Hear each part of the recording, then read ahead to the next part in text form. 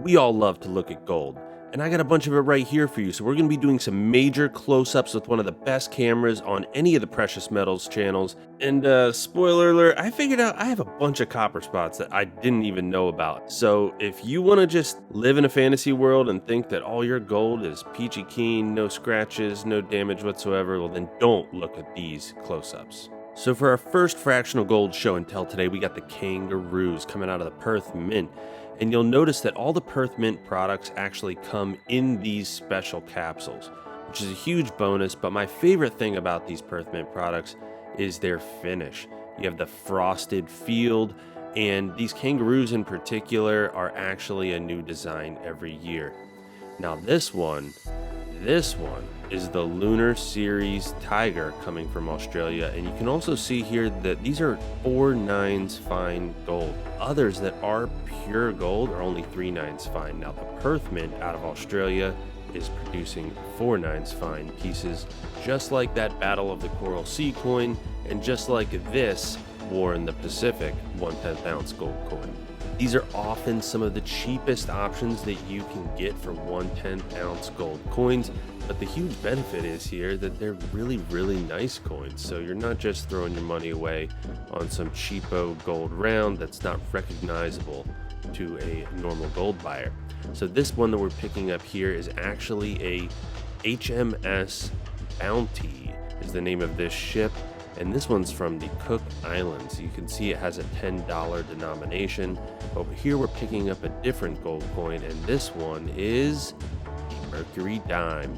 Yes, my favorite design of any coin of all time. This was the Centennial Edition. 2016 they produced the Mercury dime and the Standing Liberty Quarter and Walking Liberty half in gold. Now this is the old tried and true American Gold Eagle. Now I've got a bunch of these in the collection, but this is the original design that was on the coin from 1986 through the beginning part of 2021 when they switched to the Type 2. Now this one is the Somalian elephant, one of the most unique pieces in my collection because this one is selectively platinum plated. So that elephant right there is actually plated in platinum, and I haven't been able to find any examples of that online. Now this is an even more unique piece coming out of the Royal Canadian Mint in Canada, a 5/9 fine gold Howling Wolf in the assay card. Not the easiest to store, but definitely a cool piece. Another interesting fractional here. This is a 2022 Somalian gold elephant, but only 1/50th of an ounce. So imagine that is only 1/5 the weight of one of those 1/10 ounce gold coins. It's a small one. Now this is one of the best finds I've ever had, the 500th anniversary gold sovereign, bought at normal sovereign prices, and I think it might have something to do with some damage in the field here. It looks like someone maybe tried to clean this coin. I'm not an expert, particularly in numismatics and clean coins, so let me know what you think in the comments down below, but definitely doesn't look as good when you zoom in that close. And here dead center and maybe even off to the right, you can see some of those copper spots I was talking about. Now they're technically not copper coming out of the coin. Ooh, there's a bad one right on her neck there. These are actually just from the minting process itself, and I think it's just impurities on the actual equipment. Now here we're jumping ahead. We got a half eagle pre-1933 gold piece in the raw in my bare hands. Sorry if it's making you cringe. Ooh, even worse, I just dropped it. Sorry folks. Now this one is the gold buffalo, one of my favorite gold coins to own. Love it. 4/9 fine. We got a pure gold offering from the US Mint. Now unfortunately these are only in 1 ounce. You know, in 2008 they did try out some fractionals, but those are extremely expensive and just considered numismatic at this point. So I know for my sake I'd love to be buying some fractional gold buffaloes, so hear me out US Mint, it is time. But here we have a fractional bar offering from the Royal Mint in the United Kingdom. This is Lady Britannia. Gotta love that piece. I just think it looks so beautiful. 5-gram piece in the assay card. One of the very few fractional gold pieces that I have that isn't just a coin.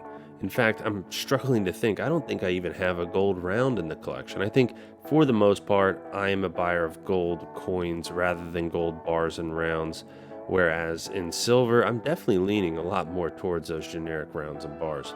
Now we're going to dive into these 1/10 ounce gold coins. And if you like these black ring capsules, or really any of these capsules, make sure you check out the description below because I have a link to these 20 count capsule tubes that honestly, it's the best way to store them in my opinion. So we've run through the Canadian maple leaf. Here we have a Krugerrand. Now we're going to see a bunch of American gold eagles pop up, and that's because I live in the United States. So it really makes sense for me to have my local sovereign coin, something that people are easily recognizing, easily willing to dish out some money for, and maybe even a little extra money when compared to these other 1/10 ounce gold coins. But maybe not this one. This one is a Proof Libertad, and if you've been paying attention, you know that these are really commanding some heavy premiums these days. But look at the amount of copper spotting that you can see on those coins. A lot of the stuff I didn't even notice until I started doing these zoom ins with this amazing camera. So hopefully you appreciate getting to see some of the finer details on these coins, like this Philharmonic. And now you can't see it here, but the Philharmonics coming out of Austria, they have a very unique edge in the gold, but also the silver as well. They have one of the few non-reeded edges on silver coins, but I took it upon myself to change that for the Australian Philharmonics in my collection. So if you want to see how I managed to create the world's first reeded edge Philharmonic, well, then make sure that you check out my video catalog and look for the short section, because that was the very first short that I ever did. Now, this is coming out of the Royal Canadian Mint as well, but this piece commemorates a joint special task force between the United States and Canada, represented here by the star and the maple leaf side by side surrounding this arrowhead with the dueling arrows there on the bottom. And again, another spot. You know, I'm going to have a video one of these days where I pull out an eraser and clean that up, maybe even a butane torch if we want to get crazy. So here we are. This is a 3-gram piece coming out of China. The old school way of doing it, they still stuck with the 1/10 ounces, but they ended up switching to the metric system, and they also have a new design every year. Now, the new gold Britannias, I think, are just incredible. Even the 1/10 ounce pieces have this amazing security feature between the alternating padlock and trident. They, in fact, have 4 security features that honestly put the US Mint to shame, in my opinion. But there again, we have another spot. We're going to have to go through this entire collection with a nice soft eraser, except for this coin, because this one from 2018, the Royal Canadian Mint, we've got the nice polar bear here. They seem to not have as many issues with that, especially nowadays, kind of coincident with their onboarding of the quote mint shield technology for their silver pieces. Now this is a gold back. This is 1/1000th of an ounce, if you can believe it or not. These are very high premium items, but they're really cool, and it helps you to kind of build community in your area if you know somebody who's willing to accept a gold back for payment in lieu of something like the US dollar. I think it's a great way to promote community among the gold and silver folks out there. Now this one is actually 10 times more than that previous one, the gold back. This is a 1/100th ounce gold bar, but you'd be surprised, this element card that it came in is actually fairly rare. People are willing to spend, you know, 15-20 bucks just for that card alone. Now this is one of the worst purchases I ever made. Thankfully, I think I only spent like 30 bucks on it, but I was misled at a coin show, didn't do any research, and turns out it's from the Columbia Mint. I think this thing is probably on the order of 50% gold, and I paid for it as if it were 100% gold. Now, let's go ahead and remind ourselves that gold isn't the only thing to admire. Now, this is my pocket coin, and I take this thing with me everywhere, and I drop it on my gold, as you've seen here.